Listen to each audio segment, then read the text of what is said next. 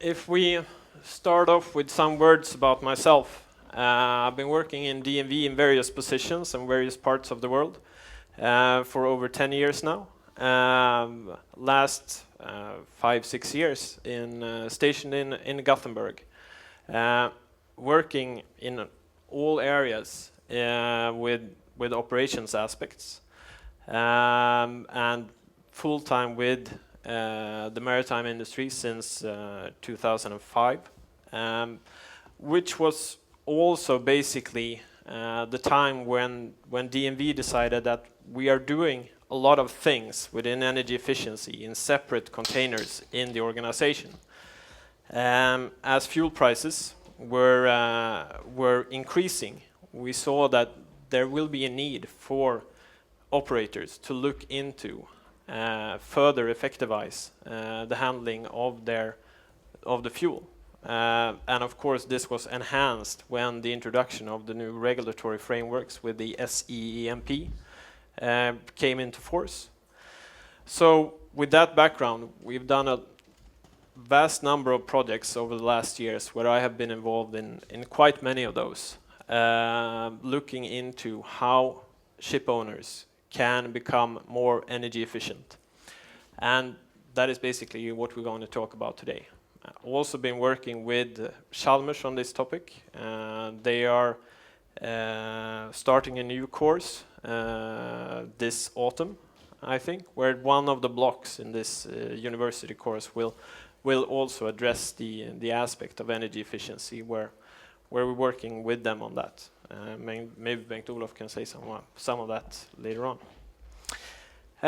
So, the objective of the day, well, of course, as I said, trying to share as much as possible on our experience of energy efficiency, how we work with it, what we see as important factors to address. We'll also say some things about the economic perspective and where will the fuel prices go.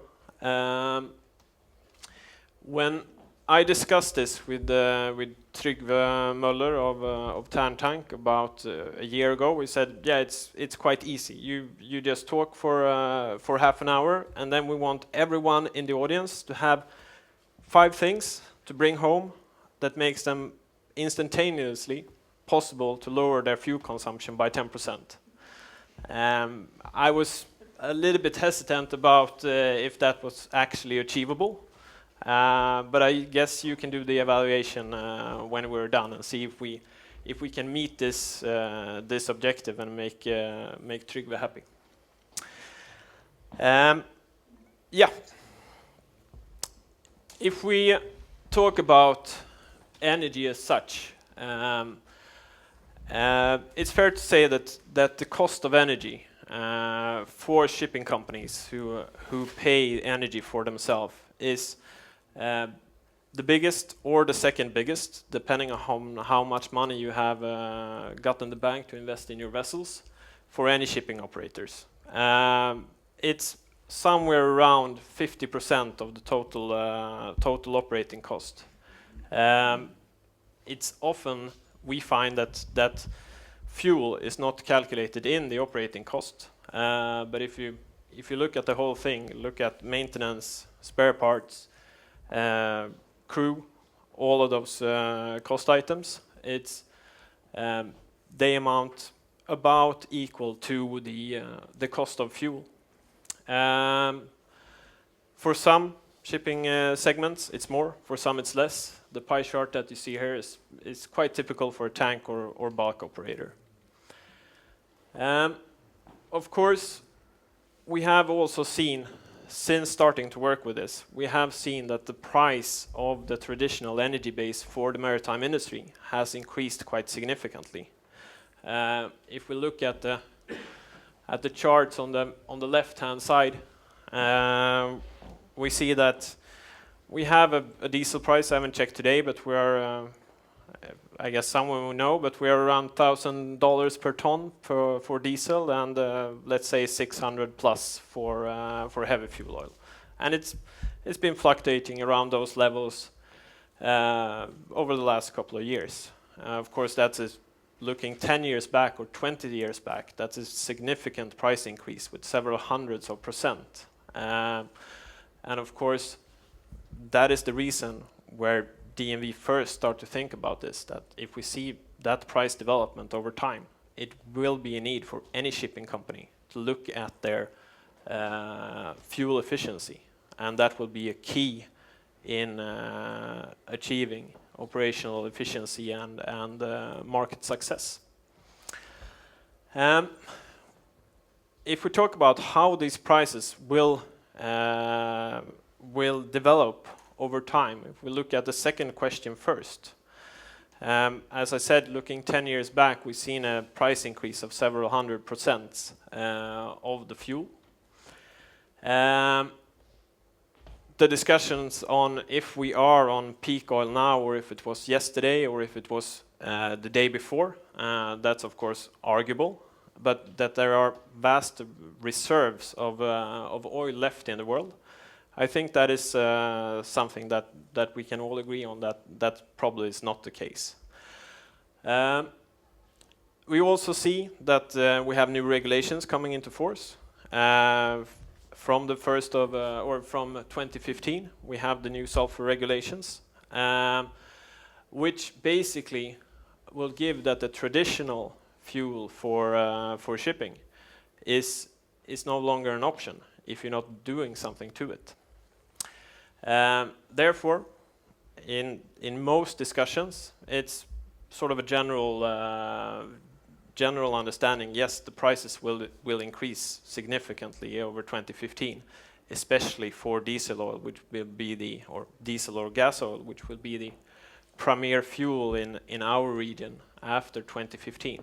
I haven't introduced any maps on ECA areas and stuff like that. I hope now that after so many presentations that these are given things what we talk about. But is it really so? Will the prices instantly go up at 2015, or how will we see the development? And this is of course looking into a crystal ball. It's extremely difficult, but trying to say something about how the development will be, we can at least attempt to. If we look at the projected development of consumption of energy and demand, we see that based on recent figures from EEIA, we see that basically all types of energy are predicted to be in higher demand over the years to come, as the world keeps on turning. Of course, if we have a scenario where oil is becoming more and more difficult to extract, it becomes more and more costly to extract it, of course we will see the prices go up. We will see development of very difficult fields. We'll see development of oil fields where you try to squeeze out the last barrels out of these fields. That will have an impact on the price of oil in the long term for sure. But looking further on than 2014, I think it's fair to say that the world will never go out of oil.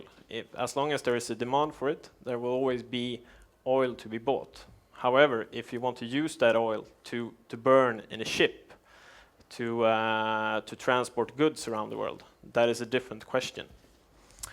But as we said, long term, demand for oil will go up, and most probably the price for that product as well.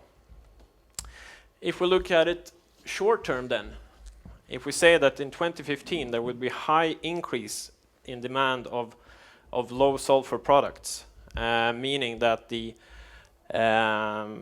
community will have, or the shipping industry will have a high demand for diesel, shifting the traditional heavy fuel oil with a high sulfur content to diesel oil. That will naturally mean an increase in price, quite dramatic in our part of the world. Well, not necessarily. Today, we see that the biggest investment that has been done in diesel refinery capacity has been done in Europe.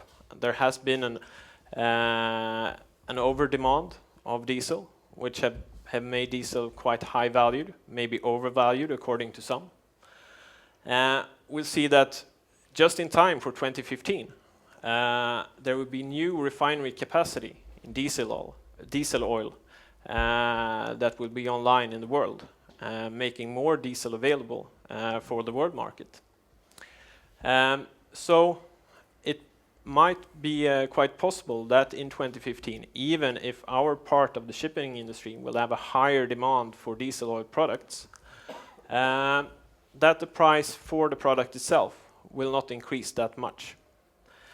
If we look at it on a longer perspective, in 2020 or 2025, where we will have new regulations for the entire shipping community worldwide when it comes to sulfur content, then this new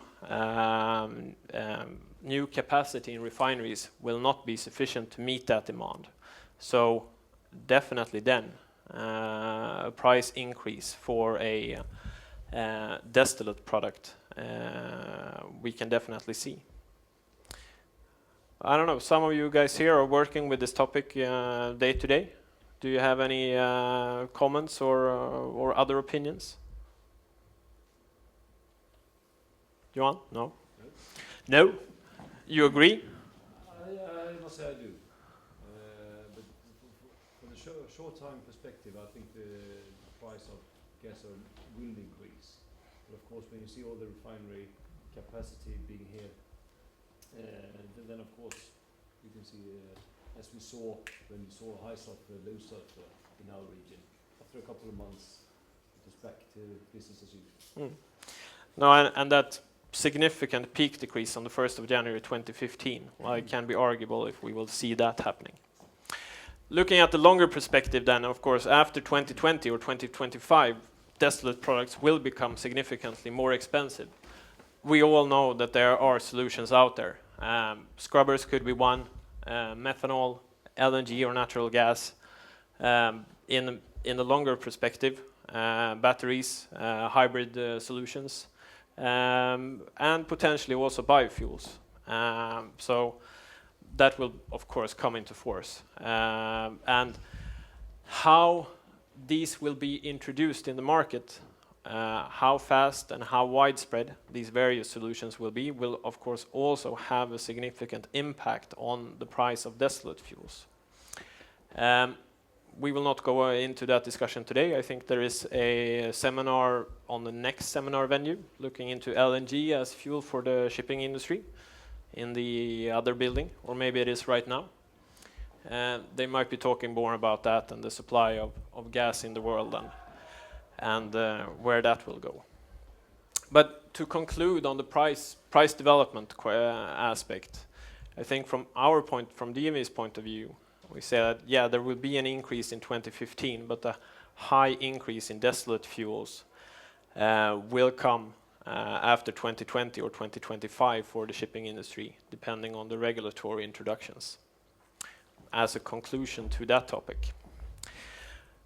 But I think what we all can agree on is that the prices will not go down over time, and that fuel efficiency will be equally or more important in the years to come than it is right now.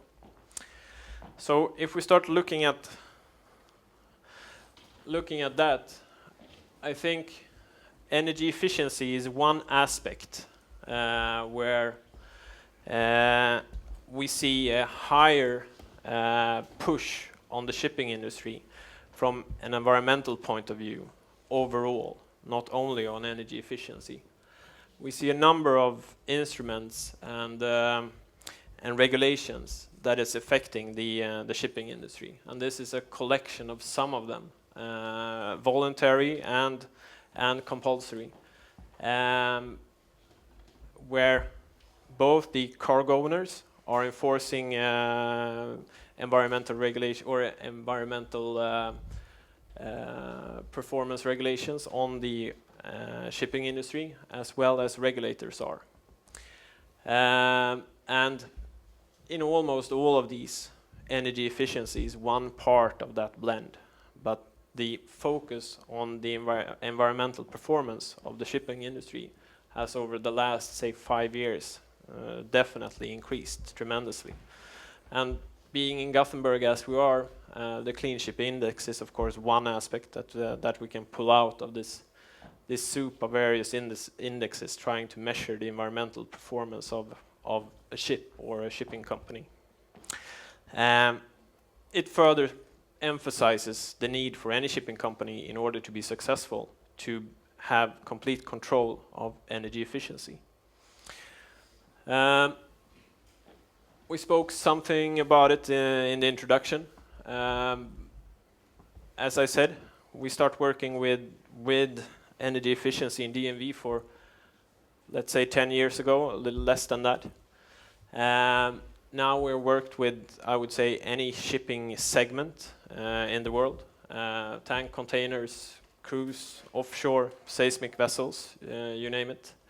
In most geographical areas of the world, hundreds of projects, vast number of ships and sailors affected. And what you can say is that the challenges for any company is of course specific, but there are also a lot of similarities and commonalities between various companies that hopefully we can learn from. Hopefully I've been able to put that down on the presentation here, and we have those 5 at least things that we can convey and bring home. When DNV is talking about energy efficiency, we basically talk about 6 various aspects that any shipping companies should consider in order to be taking care of the entire energy efficiency package. Voyage performance is of course a huge aspect. The speed of the ship, planning of the route has tremendous impact of the energy consumption.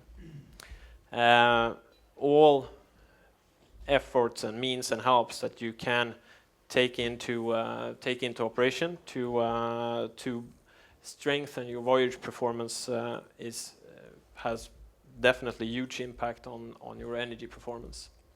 Ship performance, of course, how your ship goes through the water, hull, propeller performance. Fuel management, how you deal with procuring, managing and following up your bunker deliveries, knowing what you get and how much you consume. The performance of your main consumers, main engines, auxiliary engines, boilers. If you look at the losses on a ship, that is where you have the most significant losses. If you can optimize the performance of your main consumers, you will of course impact energy efficiency. Secondary consumers also have a huge impact. Cargo operation, thruster operations, all your electrical consumers on board, steam consumers and so on. If they are correctly maintained and in good working order, they will have a significantly better energy performance than if not. And finally also, you need to look into the management and performance aspect. You can do a lot if you just take some technology device and put it on the ship. If you tune your engine. But if you are able to transform your organization, make everyone working and understand energy efficiency, both on board the ships as well as in the organization on shore, then you have a foundation to really progress. And as we will see, only looking into the management aspect can have impact on energy performance. If we look at the short cookbook recipe, from our point of view, you need to establish your baseline, your consumption. You need to have a reporting regime in place. You need to analyze those factors, the 5 areas we talked about. Where are the areas that you can influence that will have the biggest impact? Select 5 of those areas and then use the regulatory frameworks that are now in place to monitor and follow up those 2 to 5 areas, so to say. So from our experience, where should you start? Well, you need to start with performance. If you cannot measure it, you cannot understand it. So you need to have a measuring tool in place. You need to understand how much are we consuming today, what will the effect be of doing initiative A, B, or C. Today we see that a lot of data is collected in the shipping industry, but very little information is gathered from that data. And basically it becomes a pitfall. You're reporting into a black hole. To address that, you need to have a reporting framework in place. You need to know what you report on top level. You need to know what you report on ship level, and you need to know what you should report and follow up on specific consumer level. So have some sort of reporting regime in place that you can break down into various parameters like this if you want to. But think about that these performance indicators cater for both the guys on board as well as in the office, as we talked about. Just one example of that, working with a shipping company in Greece a couple of years back. They were doing everything right when it came to the technology aspects. But they didn't have reporting framework. They didn't know how they were doing. Just by institutionalizing reporting and follow-up on energy performance, they were able to save significant amount of fuel in addition to being very operational focused. So only looking at the cultural aspect can have significant impact. That would be the first thing that everyone should take home, or that we think that everyone should take home, is that you need to have a performance tool. Measuring and being able to follow up the performance of the ships is absolutely essential. If you go down that list of those 5 or 6 areas we talked about, the next thing that from our experience we would address is speed management. How are you planning and optimizing your voyages? For starters, do you know what is the most fuel efficient speed of your ship? And are you operating in that speed? There are also, 2013, a lot of shipping companies that don't have speed consumption curves established for the ships. You need to have it for laden conditions, you need to have it for ballast conditions. If you don't have it, how can you know which is the optimal speed of my vessel?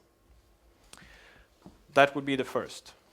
If I know that, I can continue to look at how are we operating today?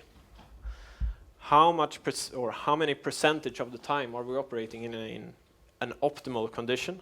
How much time are we operating in suboptimal condition?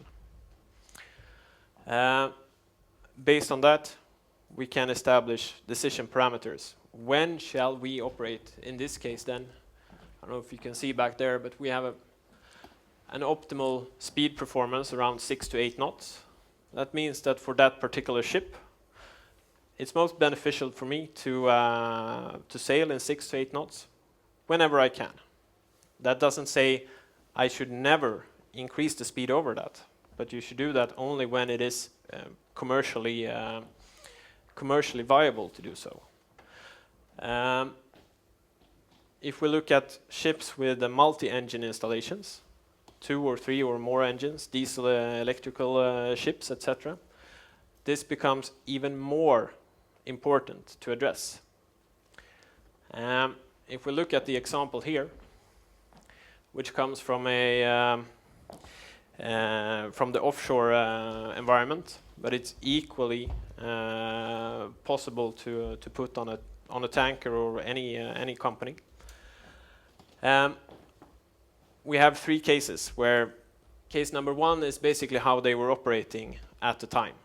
Full steam ahead at all times, arriving too early at the platform in this case, burning quite much fuel.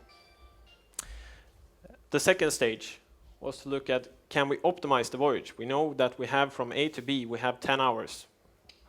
If we optimize the voyage so that we run on a speed that will take us from A to B in 10 hours, what will that do to our energy efficiency?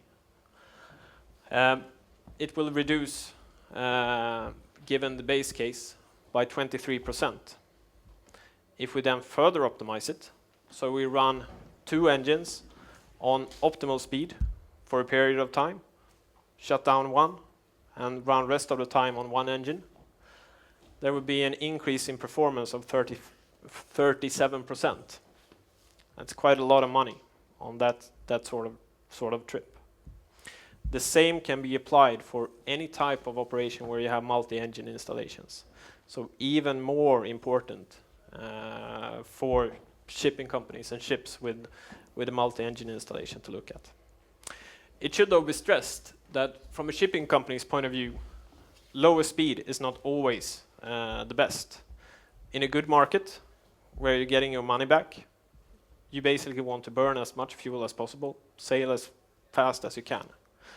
That needs to be part of your thinking when it comes to speed performance and speed management. It's not lower speed at all possible cost, but being able to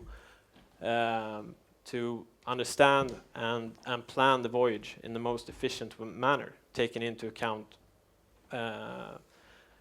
consumption and taking into account the current market. The next topic, of course, looking at performance of your main consumers, main engines, auxiliary engines, boilers. You're taking your performance measures of your main engines every month. What are you doing with them? Are you analyzing the performance? Are you making sure that engine run as energy efficient as possible? Looking at the auxiliary engines, are we running our auxiliary engines on low loads? Often you see that we have auxiliary engine runnings on 40-50%. That will give us a 10% negative impact on fuel efficiency compared to running at an optimal, say, 80% or so. It will also drive cost when it comes to spare part, of course. You will have more running hours on your auxiliary engines. If it's not possible to increase that, can you do something about your PMS? Can you maybe upgrade in order to have that more tuned to be more energy efficient? And of course, looking into boiler operations. If I have cargo that needs to be heated, how am I using my auxiliary boilers and my exhaust gas boiler? Are we optimizing that? Am I heating the cargo? Am I heating it continuously, or can I let it cool off and only use boilers for periods of time? Of course, within the requirements of the cargo you're transporting. But that would be the next thing to look into from our point of view. 30, look into the maintenance of hull and propeller. At least monitor the growth of the hull. Maybe have a job in your PMS, planned maintenance system, where you have an inspection, take a picture of the hull, make sure it's not too fouled. Of course, in our part of the world, that depends on what kind of winters we've been having. Lately, when we're having ice conditions, we see that we will have a natural hull cleaning effect of that. Other years, maybe more growth. Difficult for some parts of shipping community, quite some represented here, is that it's difficult to achieve cleaning of the hull in operation. For let's say a ro-ro or a container company, they will clean the hull in port.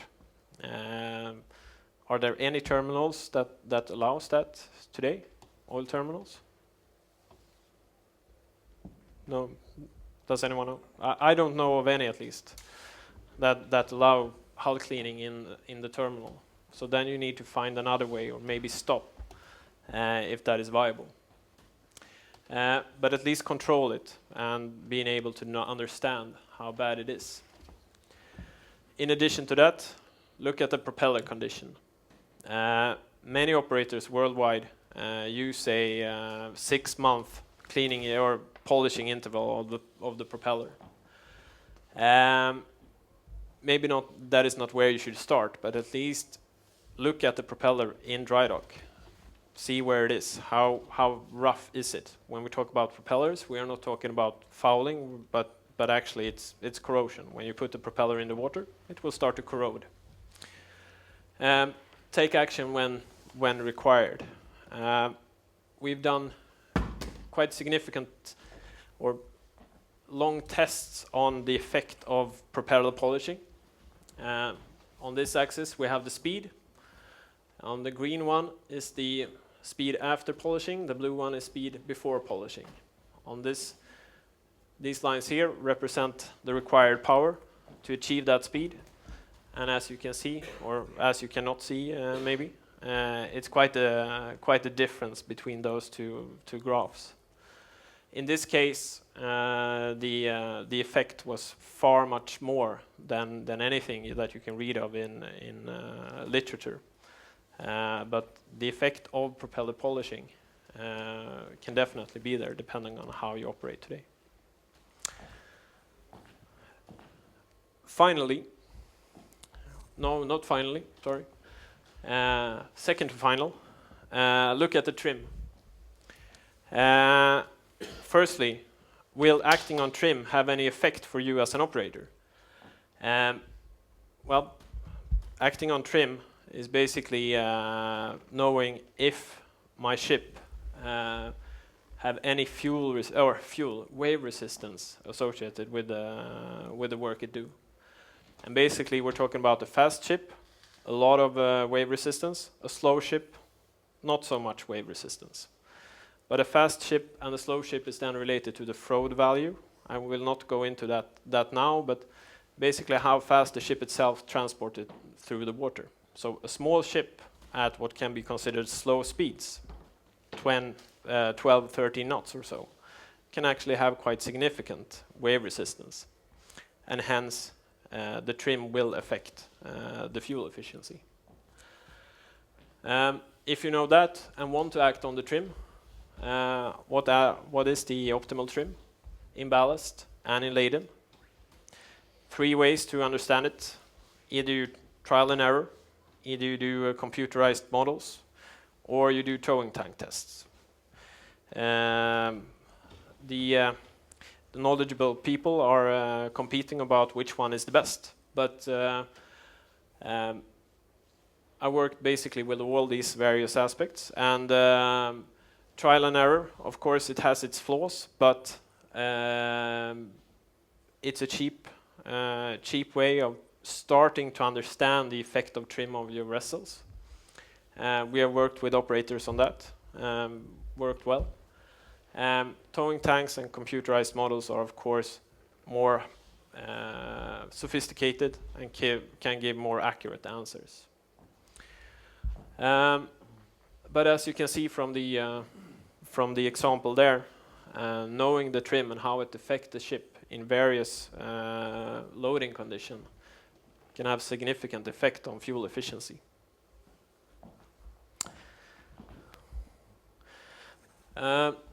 Last, trying to address the culture.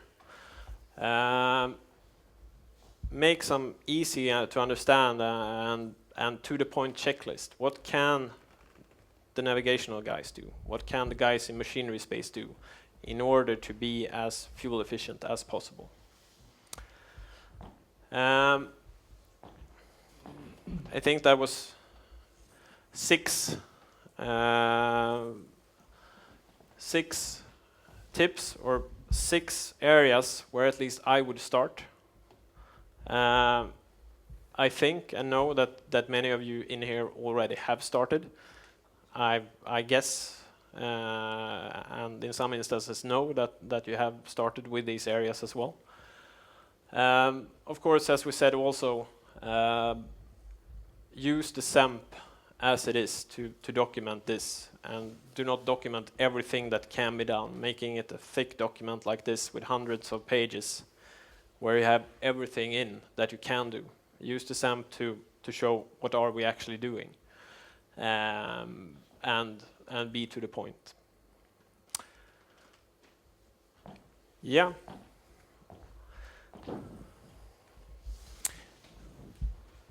I think that was it. That is where I would start when it comes to fuel efficiency, and those 5 tips to bring home.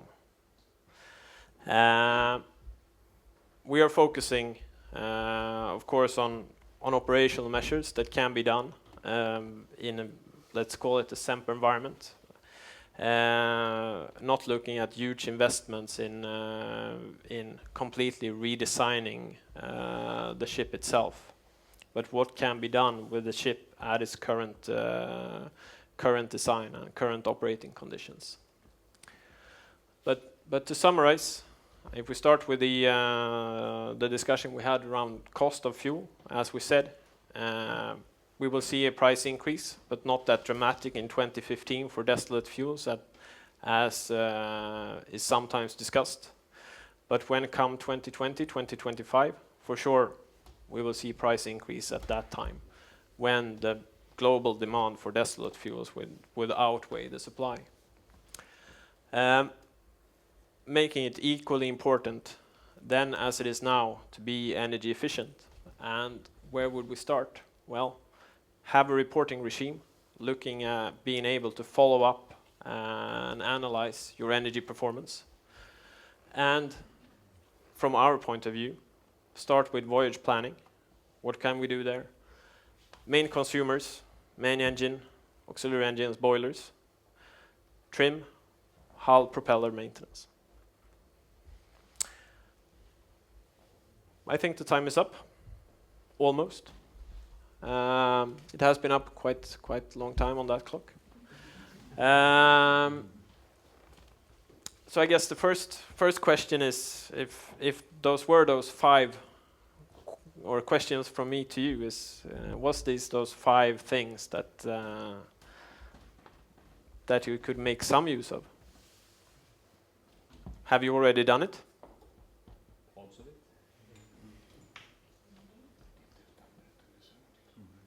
Anyone disagreeing? Everyone agrees. Oh, that's fine. Sara, you've been doing this. Yeah. What is your takeaways from working with the energy performance and the SEMP? I think the solution you are presenting over here is doable. As you say, you don't suggest that you go and build a whole new vessel, so it's doable. But then we can reduce by 35%. But the main concern, of course, is the workload on board. You don't want to put more workload on board on the crew because they already have enough as it is. So double reporting can be an issue, and we're trying to solve that. So we are on our way. Anyone else? Any comments or questions? Viktor? Yeah, well, I have one maybe comment or reflection, and of course you showed the first pie chart there with the daily operating cost. So of course a lot of ship owners compete on the daily operating cost, and we've been working on that since the 70s, reducing the crew, the bare minimum, and we have budgets and follow up the cost to every small detail, unit, detail. Whereas the fuel costs, we rarely have the budgets. There are shipping companies who have it actually. I talked to a cruise vessel captain who said he had a budget on the fuel. But anyhow, I I think that you need to spend some resources to get good fuel meters, for example. And, if you don't have a power meter, you need instruments. Mm. Because, as you said, the reporting you can't improve, and then also you very often notice that manual reporting from the ships, there is a lot of errors. And known reporting is really meaningless used for True. evaluating ship performance. So my advice would be actually to convince the ship owner to spend some money on fuel meters. Some money. Some money. There are some suppliers, I guess. But the problem is you need 4 or 5 of them because the fuel is going back and forth and simulate this and so on. So Now we are saying that if you're really serious, you want to have good fuel meters, which is basically today Coriolis flow meters. You want to be able to know your produced effect on your auxiliary engine, so you need to have kilowatt-hour meters on your auxiliary engines. And you also know what comes out of your shaft, so you need to have a shaft torsion meter. But as you said, if you are unfortunate, if you want to do that, you have a number of, or not a vast number, but at least a number of fuel meters that you need to install in order to account for backflush, etc. And they cost quite some money. In current economic environment, it's not that easy to have the money to install all that in all time. So I definitely agree. In a perfect world, I think that is sort of the basis that you should have. But also understand that it's not possible today to have that sort of investments for everyone. But you have done it, Bjorn and Pelle, on Stena ships. You've invested quite a lot in that kind of metering equipment. but that cost of those fuel meters is nothing compared to all the budgetary system and the long cost follow-up you have on the daily operating costs. I agree, but I also. That's a different problem. That's the problem. I can tell you that even though if you have a mass flow meter measuring mass, some smart chief engineers is still looking for the opportunity to measure volume, so they can change the display for the mass flow meters showing volume, and they do the homework in the Excel sheet and sending the information back to us in a short. So just by installing a nice mass flow meters, we're not sure that we get the correct image. No, I can see that. I have seen that happen. But do you feel that you're going to pay back from all those invested flow meters? Well, I think that's the first step in this process, is to establish where you are. Yeah. What you began your presentation with, and of course it's very important to have the right figures. That's very, but my comment was that the last bullet, you have the management organization, which is very important, and especially to have the culture on board, to